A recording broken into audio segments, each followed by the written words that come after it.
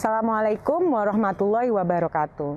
Menyambung episode sebelumnya, kali ini kita akan membahas tentang pengungsian pasien korban perang dari Rumah Sakit Simpang menuju luar kota melalui Stasiun Gubeng.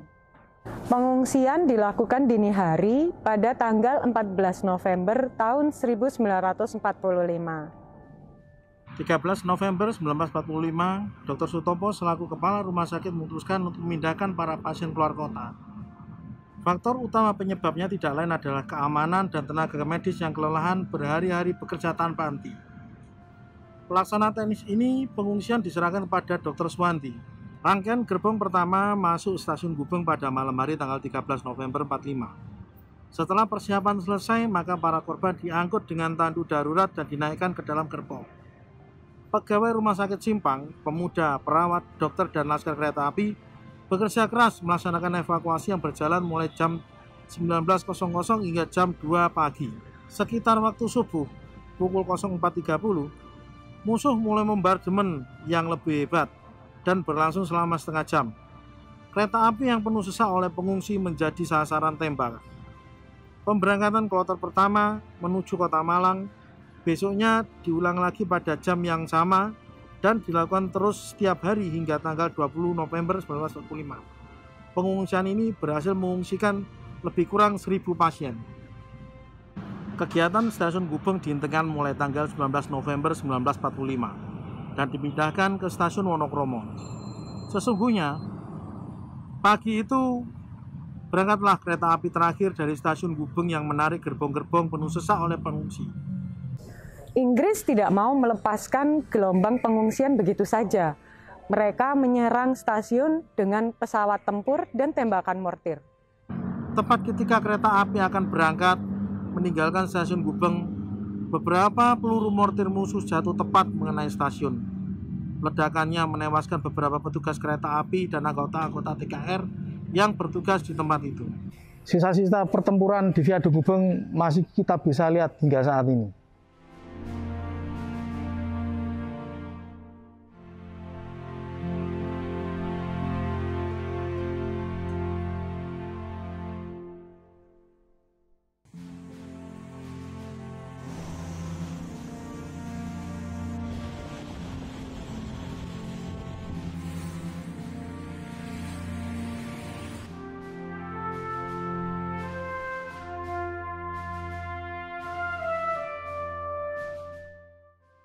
Bicara soal perang, ada dua peristiwa peperangan yang terjadi di Viaduk ini.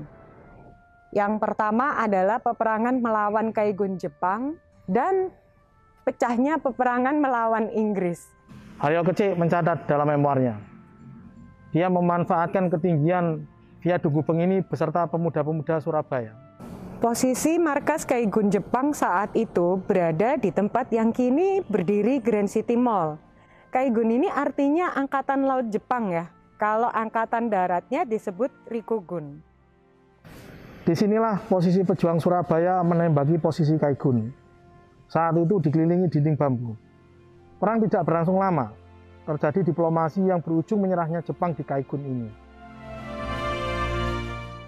Ada satu peristiwa lucu yang dituliskan Haryo Kecik ketika ia menyusup masuk ke dalam markas Kaigun bersama kawan-kawannya.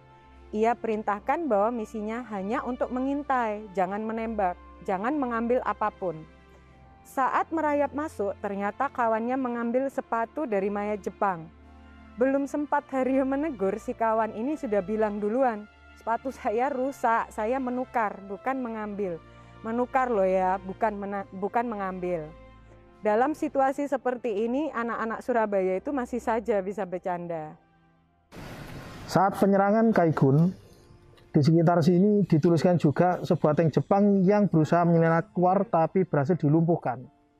Awak tank ditembak oleh Satrio Kriting. Namun, ada seorang nenek yang menjadi korban juga di sekitar sini. Tewas dengan punggung tertembus peluru.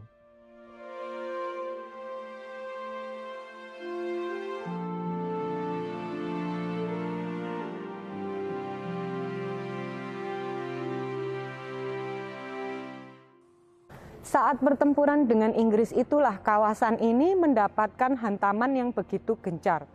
dapat kita lihat bekas hantaman-hantaman mortir.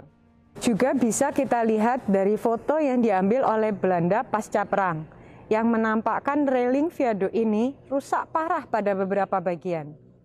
Jarak antara Rumah Sakit Simpang dengan Stasiun Gubeng hanya beberapa ratus meter saja, hanya menyeberang Kalimas ini.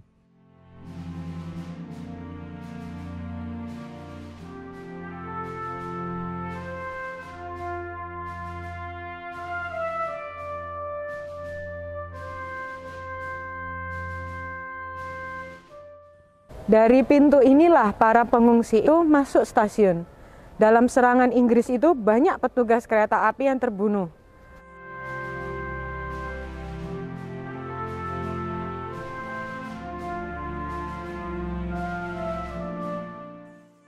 Disinilah posisi bertahan pasukan pelajar saat itu.